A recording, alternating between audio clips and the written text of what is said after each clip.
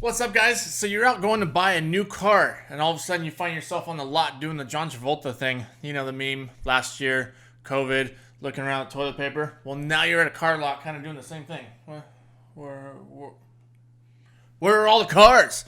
Well, I'll get into it. I'll break it all down for you. But before we do, I'm Steve. This is my page. This is my channel. Thanks for watching. If you haven't been here before, this is all about Turo and how to make your fleets run as smoothly as possible. If you don't know what Turo is, it's a peer-to-peer car sharing platform, and it's just like Airbnb for cars. There's many platforms out there just like Turo. Some of the other ones are Avail, Get Around, Share. There's all kinds that are out there. Turo seems to be the one that's kind of got everybody going right now. I know Uber's kind of jumping on the bandwagon. Regardless, this is how to make your fleet run as smoothly as possible. So as we get into this, make sure you guys like, subscribe, share this stuff, do whatever. Drop some comments down there. Let me know what you guys are thinking. Which platform are you using? And are you guys noticing the same things with these used cars or new cars as it would be? Basically, it's the car market in general. So we can get right into this. And if you guys are out there and you're noticing that the lots are empty, I was just at a Toyota dealership a couple days ago, and sure enough, it was empty. They're repaving.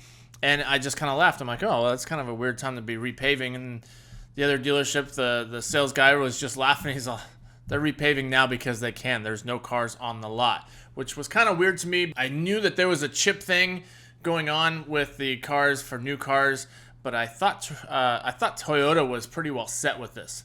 So kind of get an idea of what's going on. If you guys are just getting into this and don't really quite know what I'm talking about, there is a new car shortage going on right now, and it's a little bit to blame with COVID, but it's a lot to blame with manufacturers shifting production to help out with these microchips for other products. Now, last year we all know we went through COVID, best time of our lives. So regardless, cars were shut down. Car sales actually were still doing very well, but they slowed down quite a bit. And appliance sales were on the rise. So manufacturers switched over their facilities to create these chips, these microchips for things like TVs and game consoles, all these electronics that people were now using a ton more because we were stuck at home. Thank you, COVID. All right, enough about COVID. So now this basically shut everything down as far as car production, or slowed it down. I won't say shut it down, but it definitely slowed it down. I know there are some dealerships that are out there that really kind of took advantage. They're sitting okay, but as of right now, the multiple dealerships that I talked to were all kind of on the same page. Yeah, by middle to end of summer, we're looking at the same thing where our lots are going to be empty. No one's got trade-ins. Everybody's just wanting to buy. So it's a very weird thing for everybody. It's kind of funny because you've always been taught a car's not an asset. It's depreciating. It's never good. Of course, if you're in the car sharing world, it's an asset for you. But if you're buying it for yourself, it depreciates as soon as you drive it off the lot, this and that, yada, yada, yada.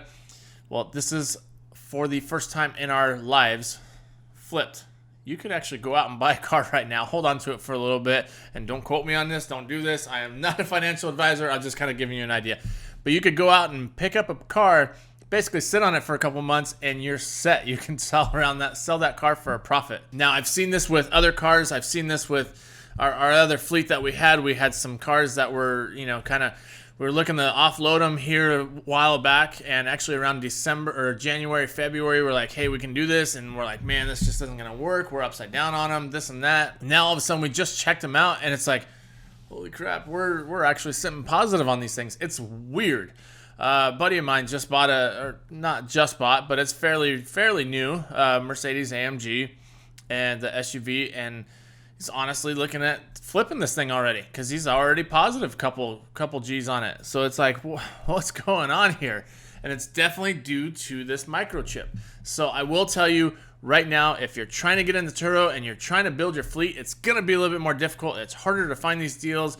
These dealerships have full-time guys that are just trolling Facebook. They're trolling all these platforms that are selling cars, or where you can sell cars, like OfferUp, Craigslist, all that stuff. So you got these full-time guys that are just doing this, which makes it's hard for guys like me because I don't have time to just sit here on the computer for 12 hours a day, 8 hours a day trying to find car deals. And not to mention the work that I have to do. A lot of these deals that I've seen online, buying in private party, there's a lot of hidden shenanigans with this stuff, which I don't mind. I can work on them, but I don't have the time, nor do I want to. I want these assets and I want them out on the road. That's why I'm kind of been going with the buying used cars from the dealerships. It's even hard for them to get them, but they're already putting in all the work for it. So that's kind of where I'm going at with all this stuff.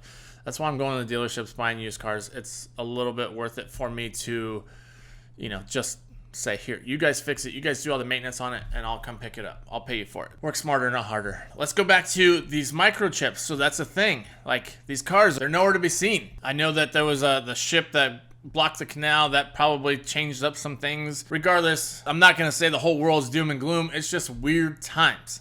I don't know what's going on. I know a lot of these chips are coming out of China and I don't know. Won't get into all the politics of it.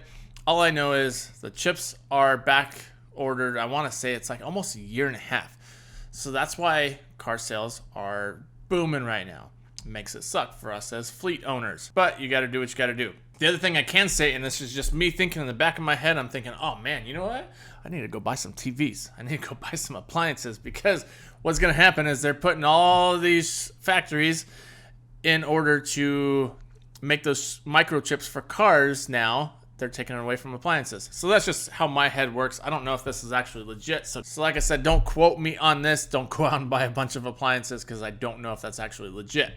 All I know is they did switch over the factories to do appliance microchips instead of cars, and they can't just flip it on a dime like that. So that's kind of what's going on in the world today. What I will say, and this is huge, rental car companies are not able to get cars now because they go off of new cars. They have all their contracts in place with the manufacturers. Well, if the manufacturers aren't making cars, Hertz, Budget, Enterprise, all these car companies, this is where you're seeing the car shortage. Now, what does this mean for you as a host? On any given platform, you have a certain criteria you have. So like Turo, for instance, it cannot be older than 12 years and it cannot have over 120,000 miles on a car. What does this mean? You can go out and get, it's almost limitless. Obviously, check in the Turos, the terms of condition, before you go out and buy cars and put them on the platform, because you don't want to be out money. And if you guys have followed me, you guys already know, go through, figure out the terms and conditions, and find out what cars you can put on the platform. And now it's almost limitless. And you can throw cars on there left and right as long as they're good, reliable cars, and just start raking in that cash. Pick up after whatever Hertz, Budget, Enterprise, all those guys are losing. Now, I'm not saying go out there and be a complete jerk and just jack up those prices through the roof and just screw over your customers. No, we don't want to do that. But if you're trying to run a legit business out of it, now is the time, as long as you do it right and know that you're going to have to put in work into it. It's not going to be 100% passive. I would say it's semi-passive, and depending on how big you want to go with it, you can make a full-time gig out of it. Make sure you guys are doing it right. Don't just jump in and say, hey, there's a shortage of cars, this and that. Let's go throw a bunch on Turo.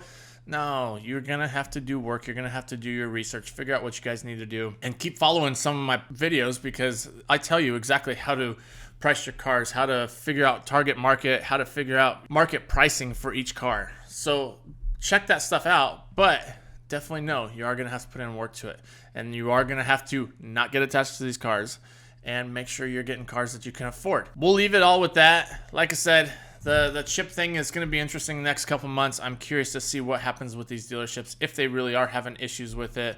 I know some of the other smaller companies that were selling, like Chevy, Ford, whatever, the dealerships themselves will come over and say, hey, we're buying these cars back. We got to put them on our own fleet, or on our own platform, or on our own lot. It's going to be interesting, and it's kind of fun and kind of exciting, but at the same time, it's still just like, oh, what is going on here? Are cars the new toilet paper craze? Like, what's the panic buying? We went from toilet paper to now we're panic buying cars? What's going on, guys? I'm confused. But anyway, like, subscribe, hit the notification bell. Hope this helped you guys out. Make sure you guys are reading those terms of service if you're getting into the Turo platform or any other platform for the peer-to-peer sharing. And do it legit, guys. Go out there and actually try and provide that customer service, provide that experience for the renters, because that's what Turo was all about, was the rental experience. So just go out and make it your own. Give them your own experience, and stick with it, guys. Keep grinding. Go hustle. Go make some money. And we'll catch you guys on the next one. Thanks a lot, y'all. Later.